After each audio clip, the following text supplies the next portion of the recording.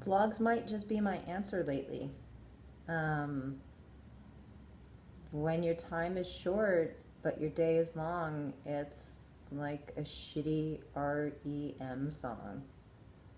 Yeah. So, welcome back. I wrote a blog recently about how people, for one reason or another, just don't seem to be rubbing me the wrong way. And that apparently has turned out to be full of shit. And I'm going to have to backpedal on that one. Uh, I had I had something happen yesterday that has rocked my understanding of my coworker, and I'm pretty sure he's a serial killer. Like, it was at the point where I was pretty sure if I opened up drawers, I would find fingernail clippings, beard trimmings, and and if I turned on like one of those forensic shows, his face would be there. So at first I was shocked, and I was like, nah, can't be. It's not what I think it is. Can't be what I think it is. I'm probably just blowing this out of proportion. I'm probably just being dramatic. There's no fucking way that's urine in a bottle under his desk. Because that would be fucking disgusting, right? Nobody collects urine in 2-liter bottles and hoards it in their desk or under their desk like a fucking serial killer. So it had to be me, right?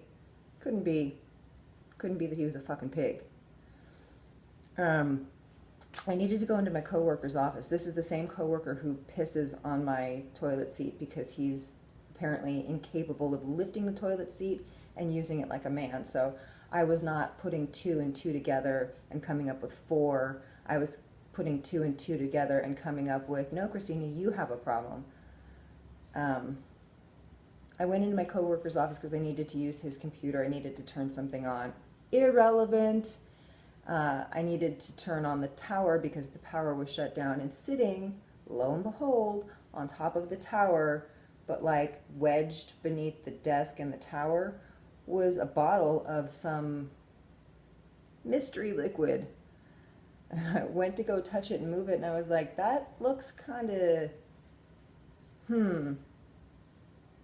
interesting. I decided not to touch it and have another coworker move it, and I went downstairs and I was like, yo, there's some nasty shit in there and I'm not touching it. And they were like, we think you might be a little dramatic. We think you might be on your period. I sent them up there, and the guy was like, is that what I think it is? And I was like, it most definitely is what you think it is. And they're like, we think you're just being a lady.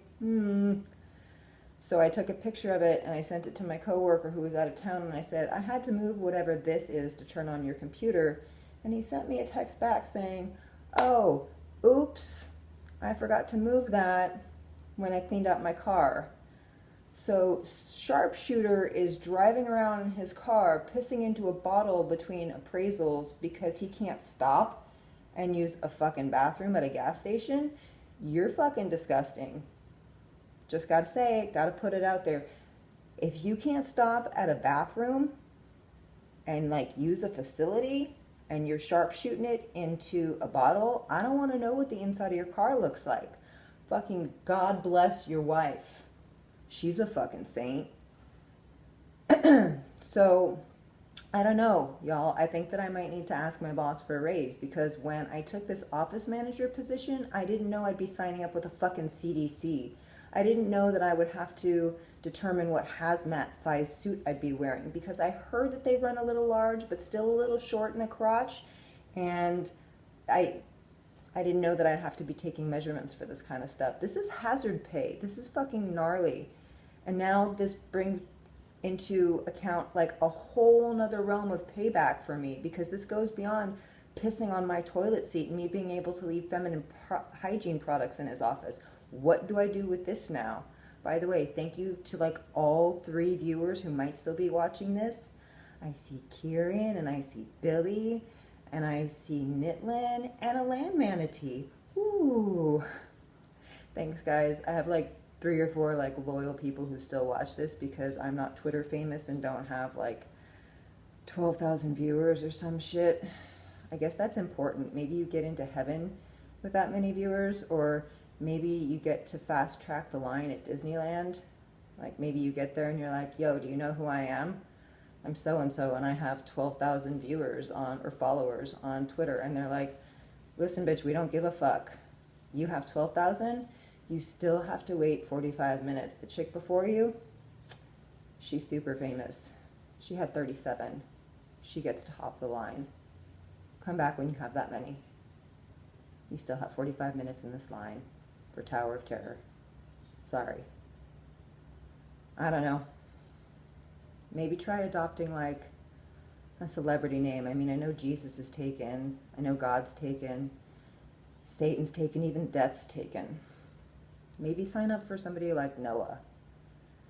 Maybe you can get all your followers on your ark.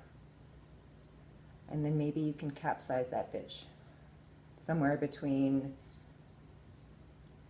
formulaic tweets, cheese tweets, and tweets about bitches love that. I just capsize that bitch in that little trifecta. I don't know. I'm not famous. I don't really care. But I do appreciate the viewers that I have or the followers that I have.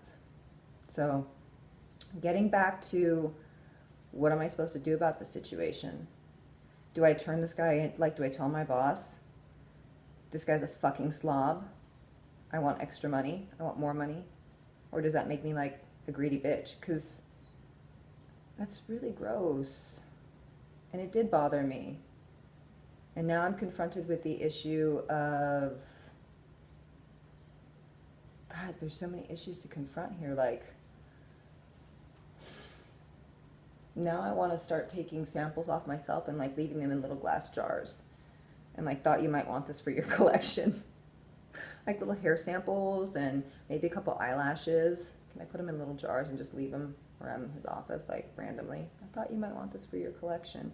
Anyway, I'm rambling now and I really should be going to work, but I don't really want to be there. When your day is long, but your time is really short. You vlog. And this REM song sucks. Goodbye. Love you guys. Goodbye.